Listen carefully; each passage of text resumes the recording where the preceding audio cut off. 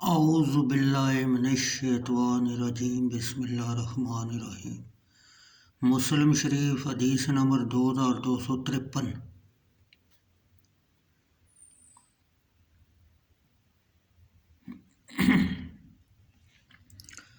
حضرت عائشہ رضی اللہ تعالیٰ عنہ نے فرمایا کہ جب سعد بن ابی وقاص رضی اللہ تعالیٰ عنہ نے انتقال فرمایا تو رسول اللہ صلی اللہ علیہ وسلم کی ازواج مطہرات نے کہلا بھیجا کہ ان کا نماز جنازہ مسجد میں سے لے جاؤ کہ ہم لوگ بھی نماز پڑھ لیں۔ سو ایسا ہی کیا اور ان کے اجروں کے آگے جنازہ ٹھہرا دیا گیا کہ وہ نماز پڑھ لیں، اور جنازہ کو باب الجنائر سے جو مقعد کی طرف تھا وہاں سے باہر لے گئے،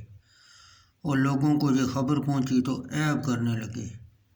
اور کہا کہ جنازہ کہیں مسجد میں لاتے ہیں۔ اس پر حضرت عائشہ رضی اللہ تعالیٰ عنہ نے فرمایا کہ لوگ کیا جلدی عیب کرنے لگے جو چیز نہیں جانتے۔ انہوں نے ہم پر عیب کیا کہ جنازہ کو مسجد میں لائے،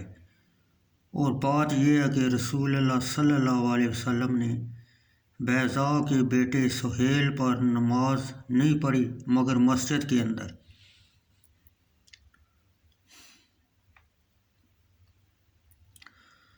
مسلم نے کہا کہ وہ سہیل کے بیٹی ہیں کہ ماں ان کی وحد ہے۔ اور فائدہ، ایک روایت میں آیا کہ بیضاء کے 2 بیٹوں پر نماز پڑھی آپ صلی اللہ علیہ وسلم نے مسجد میں، اور ایک روایت میں ان کا نام سہیل آیا اور ان کے بھائی کا نام علما نے کہا کہ بیضاء کے 3 بیٹے تھے، سہل، سہیل اور صفوان، اور ماں ان کی بیضاء تھی کہ نام ان کا وحد تھا اور بیضاء ان کا وصف تھا، اور لڑکوں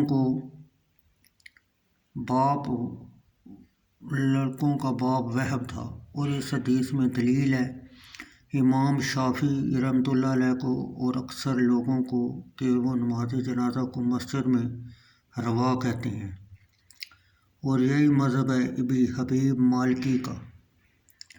اور احمد رحمۃ اللہ علیہ اور اسحاق رحمۃ اللہ علیہ اور ابن ذائب کا، اور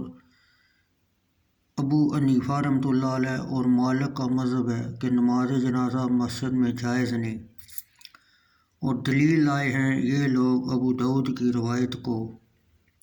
کہ آپ نے فرمایا کہ جو جنازہ کی نماز مسجد میں پڑھے اس لیے کچھ نہیں ہے، اور دلیل شافعی رحمۃ اللہ علیہ وغیرہ کی یہ سہیل کی حدیث ہے، اور ابو داؤد کی روایت کے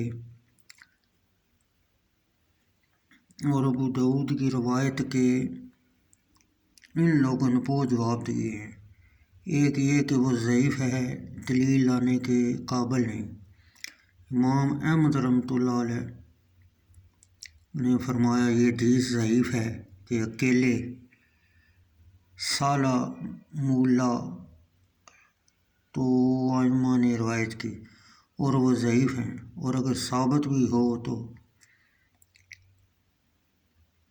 لا شیء علیہ کے معنی میں ہے، یعنی اس کے لیے کچھ ملامت نہیں۔